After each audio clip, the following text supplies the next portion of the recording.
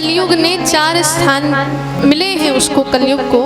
और पहला स्थान क्या है? द्यूतम, जहाँ के लोग द्यूत क्रीड़ा करते हैं, जुआ खेलते हैं, इन सब कार्यों को करते हैं। तो उस घर में कौन रहता है? कलयुग। और बंधुओं, जहाँ पर कलयुग है उसके पीछे पीछे क्या हो जाता है? जहाँ कलयुग जाएगा वहाँ पर एक चीज आप देखना कि वहाँ लड़ाई झगड़ा अवश्य उस घर में होता है। खूब लड़ाई झगड़ा, खूब चिल्ला रहे हैं, क्योंकि उस घर में भगवान नहीं, उस घर में कलयुग का वास। तो कहा कि जहाँ के लोग द्यूत की क्रीड़ा कर रहे हैं, आजकल तो हमने देखा गांवों में बैठ जाते हैं लोग मंडली लगाकर और वहाँ पर वही द्यूत क्रीड़ा चालू है।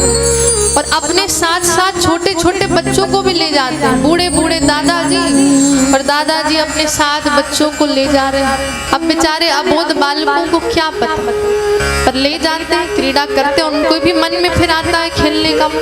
तो देखिए, अगर हम इस कार्य को करते हैं, द्यूत क्रीड़ा होती है, तो वहाँ लड़ाई झगड़ा होगा। और इसका प्रमाण देखो, जब कौरव और पांडवों के मध्य इतना बड़ा महाभारत हुआ, उसके पीछे यही तो द्यूत क्रीड़ा थी। द्यूत क्रीड़ा हुई कौरव और पांडवों में, फिर इतना बड़ी लड़ाई झगड़ा हो गया कि नाम उसका हो गया महाभारत, प्रसिद्ध हो गया है महाभारत। तो इसलिए इस क्रीड़ा से हमको बचना चाहिए। और आजकल तो लोगों ने इसका और एडवांस रूप देख लिया है, मोबाइल में खेलते हैं, पता नहीं कैसे कैसे ऐप्स आ गए हैं, उसमें भी खेल रहे हैं। तो इसलिए निवेदन है आपसे कि ये द्यूत क्रीड़ा से बचें, क्योंकि इसमें अगर हम इस कार्य में संलग्न होते हैं तो फिर उस घर में उस व्यक्ति की बुद्धि में कलयुग रहने लगता है। अब दूसरा है पानम। पानम का मतलब तो समझदार व्यक्ति समझ जाएगा। पानम का मतलब होता है शराब पीना। और सिर्फ शराब पीना नहीं, ये मत सोचो कि सिर्फ शराब पीना, ये जो आजकल चल रहा है ना, तम्बाकू, मसाला, इन सब का भी पान करना। ये जो व्यक्ति खाता है, शराब पीता है, उसके घर में फिर ये मत सोचो भगवान है। भगवान को ऐसे व्यक्ति पसंद होंगे जो तम्बाकू खाता होगा, ऐसा व्यक्ति जो पान, मसाला, ये सब सिगरेट इत्यादि का पान करता है, वो खाता। अगर व्यक्ति खाता है तो उस घर में गोविंद नहीं रहेंगे, क्योंकि मेरे गोविंद को पसंद है माखन मिश्री, दही पसंद है, दूध पसंद है, और तुम खा रहे हो अपने घर में तम्बाकू, ये सब गुटखा खा रहे हो। और तो और आज के कलयुग की दशा देखकर तो हम भी कहते हैं सच में कलयुग आ गया। पुरुष तो खाते ही हैं, पर मैया कहती हम पुरुष से क्या कम है। आजकल की जो माताएं हैं वो कहती भैया हम पुरुष से कम नहीं है किसी काम में। अगर पुरुष जो काम करेंगे हम भी करेंगे, क्योंकि हमको भी भगवान ने बनाया। अगर वो 50 है तो हम भी 50 है, 50-50 की पार्टनरशिप चलती है। अगर पुरुष जो करेगा, क्योंकि हम क्या करते हैं, वुमेन एम्पावरमेंट की बात करते हैं, जो पुरुष कर सकता है माताएं कहती मैं भी करूंगी, वो मैं कैसे पीछे हटूंगी। अगर पुरुष चांद में जाएगा तो माता कहती मैं भी जाऊंगी, अच्छी बात है जाओ। पुरुष कहता मैं आर्मी में जाऊंगा, भारत देश की रक्षा करूंगा, तो कहती मैं भी करूंगा, अच्छी बात है। और अभी जो ऑपरेशन सिंदूर हुआ था उसमें 2 मातृशक्ति ही उसमें सबसे आगे थी, तो माताएं ये काम करती बहुत अच्छा लगता है। और पुरुष कहता मैं तम्बाकू खाऊंगा, तो माता कहती मैं पीछे हटूंगी, अरे मैं भी खाऊंगा। हाँ, पुरुष खाएंगे तो मैं भी इसका सेवन करूं। तो भैया ये घोर कलयुग है, माताओं को तो ये नहीं खाना चाहिए। उसके घर में कौन रहता है? माताओं, कलयुग रहता है। तो उस घर में कभी शांति नहीं बनी रहेगी, उस घर में गोविंद कभी नहीं आएंगे, उस घर में हमेशा लड़ाई झगड़ा रहेगा। और ये पक्की बात है, क्योंकि ये भागवत कह रहा, मैं नहीं कह रही, ऐसा मत सोचना मैं कह रही। ये कौन कह रहे? भागवतकार श्री वेद व्यास जी, जो भगवान के अवतार हैं, वो कह रहे हैं कि जहाँ के लोग इन सब का पान करते हैं, मसाला, गुटखा इत्यादि का, तो फिर उनका कभी भी कल्याण नहीं होगा, स्वास्थ्य खराब होगा। और अच्छा बताओ, ये सब खाने पीने से क्या मिल जाता है? अच्छा, कुछ परीक्षित जी कुछ स्वाद मिलता है क्या किसी को? अरे वो नहीं खाती, हमको पता है। अच्छा बताओ, क्या कोई स्वाद मिलता है? कुछ नहीं मिलता। और वही अगर मेवे खाओ, बादाम खाओ तो कितना अच्छा लगेगा, उसको खीर में डालकर खा लो, बढ़िया, कितना स्वाद आएगा। अच्छा बताओ, उसमें क्या कुछ स्वाद नहीं, बस लत लग गई है। अब हमने किसी से कहा, भैया एक दिन एक माता जी से कहा क्यों खाती हो, तो कह रहे लत लग गई है, अब क्या करें। हमने का छोड़ने का प्रयास करोगी तो छूट जाएगा। अब देखो छोड़ने वाले होते हैं ना, पता नहीं क्या क्या छोड़ देते हैं। अब हम बच्चों से कहते हैं आगे बढ़ना है तो मोबाइल को छोड़ो, ये सब गलत कार्य को छोड़ो, तो बच्चे छोड़ देते हैं क्योंकि उनको आगे बढ़ना है, कुछ अच्छा बनना है। और देखो इन सब को खाने से कुछ लाभ नहीं मिलने वाला, और तो और उसमें साफ साफ लिखा रहता है कि इट कैन कॉज कैंसर। उसमें साफ साफ लिखा है, लाइन लिखी है, पर हम सोचते हैं कि हम इतने एडवांस हो गए, कुछ खाने से नहीं होता। होता है, यहाँ नहीं हो रहा, इस समय नहीं हो रहा, हॉस्पिटल में जाके देखो, जो करोड़ों का बिल भर रहे हैं उन लोगों से पूछो।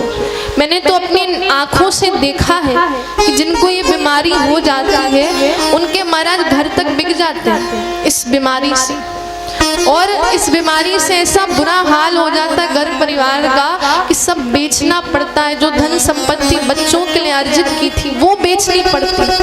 तो इसलिए निवेदन है कि अपना स्वास्थ्य खराब होगा, बच्चे खराब होंगे। और देखो तंबाकू पान मसाला खाने वाला मुस्कुरा भी नहीं पाता बेचारा,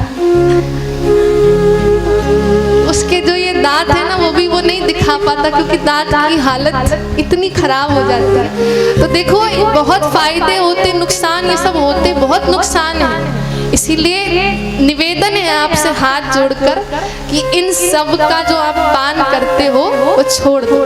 इसमें आपका भला है, आपके बच्चों का भला है जो आपसे इतना प्रेम करते हैं, और उनके लिए हम कुछ नहीं छोड़ते, नहीं कुछ छोड़ सकते हैं कि नहीं, क्योंकि हम उनसे प्रेम करते हैं। तो कुछ ना कुछ करना पड़ेगा क्योंकि वो हमसे प्रेम करते हैं। आप इतना बड़ा किया, इतना लायक बनाया, तो आप भी चाहते हो ना उनका प्रेम हमको मिले, वो आपसे छोड़ दो, बच्चों के लिए छोड़ दो। इसलिए जिस घर में पानम अर्थात इन सब का खान पान किया जाता है उस घर में कलयुग रहता है। अब तीसरा घर कहाँ है? स्त्रिहा सूनः, अर्थात जहाँ पर स्त्रियों का अपमान होता है, व्यभिचार होता है, उस घर में कलयुग निवास करता है। यत्र नार्यस्तु पूज्यन्ते रमन्ते तत्र देवता, जहाँ पर नारियों का बंधुओं सम्मान है वहाँ पर साक्षात गोविंद रहते हैं, और जहाँ पर माताओं मात्र शक्ति का अपमान होता है, उनको मारा जाता है, उनसे गलत वाणी में बोला जाता है, वहाँ पर कलयुग रहता है। उसके बाद चौथा स्थान दिया जहाँ पर हिंसा होती। क्या होती है? जहाँ पर हिंसा होती, जहाँ पर पशुओं को मारा जाता है, जिस स्थान पे हिंसा है, लड़ाई झगड़ा हो रहा है, तो वहाँ पर कलयुग निवास करता है। तो ये चार स्थान है कलयुग के, द्यूतम पानम स्त्रिहा सूनः यत्रा धर्मश्च चतुर्विधा, चार स्थान में। अब कलयुग गड़गड़ाने लगा, सरकार ये जो चार स्थान आपने दिए हैं वो तो आपके राज्य में है ही नहीं, क्योंकि राजा परीक्षित जिस समय राजा थे, राज कर रहे थे, उस समय ये चारों जगह थी ही नहीं। कोई ना शराब पीता, ना कोई हिंसा करता। इसलिए सरकार मुझे ऐसा कोई घर दो, ऐसा कोई स्थान दीजिए जहाँ पर मैं रह सकूं आपके राज्य में। तो उन्होंने पांचवा घर दिया स्वर्ण, स्वर्ण अर्थात सोना। पर गीता में तो एक बात लिखी है, भगवान कृष्ण साक्षात कहते हैं कि स्वर्ण में तो मैं निवास करता हूँ। अब यहाँ तो दो दो बात हो गई। राजा परीक्षित ने कहा कलयुग से कि तुम निवास करो स्वर्ण में, और भगवान कह रहे हैं कि गीता में स्वर्ण में तो मैं निवास करता हूँ। तो ये दोनों बात सत्य है। देखो जो संपत्ति अच्छे कार्य करके कमाई जाती है, जो संपत्ति अच्छी भावना से कमाई जाती है उसमें गोविंद रहते हैं, और जो संपत्ति जो कमाई गलत काम करके व्यभिचार करके कमाई जाती है उस घर में कौन रहते हैं? कलयुग महाराज रहते हैं। उस संपत्ति जो गलत काम करके कमाई जाती है वहाँ पे कलयुग का निवास है। तो ये 5 स्थान दे दिए। तो अब कलयुग को जब 5 स्थान मिले, राजा परीक्षित ने दोनों से प्रणाम किया, गौ माता और बैल से कहा हम आपके लिए कार्य करेंगे आपको बचाने का। उसके बाद राजा परीक्षित चले गए, और एक दिन उन्होंने सोचा चलो जहाँ पर स्वर्ण रखा जाता है, सोना इत्यादि चांदी सब, उस कक्ष में उन्होंने प्रवेश किया। और उस कक्ष में जब प्रवेश करते हैं तो वहां पर उन्होंने एक मुकुट देखा, बड़ा सुंदर सुंदर सुंदर मणि लगे थे। तो उस मुकुट को पहन लिया। और बंधुओं, वो मुकुट साधारण नहीं था, वो एक दुष्ट व्यक्ति का था, जरासंध, राजा जरासंध का मुकुट था। और राजा जरासंध कोई अच्छा व्यक्ति नहीं, बड़ा क्रूर व्यक्ति, अत्याचारी राजा था। तो जैसे ही जरासंध का मुकुट पहना राजा परीक्षित ने, उनकी मति में, उनकी बुद्धि में कौन रहने लगा? कलयुग रहने लगा। उनकी बुद्धि में कलयुग ने निवास किया। तो एक दिन वही मुकुट पहनकर राजा परीक्षित भ्रमण के लिए निकले और बहुत तेज धूप हो रही थी, प्यास लगी उनको। तो उन्होंने एक ऋषि के आश्रम में उन्होंने प्रवेश किया। और ऋषि के आश्रम में प्रवेश किया तो ऋषि ध्यान अवस्था में बैठे। कहा कि मुझे पानी दे दो, जल की आवश्यकता है। एक बार, दो बार नहीं सुना उन्होंने। तो राजा के तो बुद्धि में कलयुग बैठ गए थे। तो वहीं पर मरा हुआ सांप उन ऋषि के सर के ऊपर डाल दिया। कहा तुमने मेरी बात नहीं सुनी, इसलिए वही मरा हुआ सर्प उनके ऊपर डाल दिया। और राजा परीक्षित वहां से चले गए। उन ऋषि का नाम था शमीक ऋषि और उनका एक पुत्र था जिसका नाम श्रृंगी ऋषि था। तो वो अपने मित्रों के साथ खेलने गए थे। तो एक मित्र ने कहा कि ऋषि श्रृंगी से, देखो मित्र, मैंने अभी देखा कि हमारे जो राजा साहब हैं उन्होंने आपके पिता के ऊपर मरा हुआ सांप डाल दिया।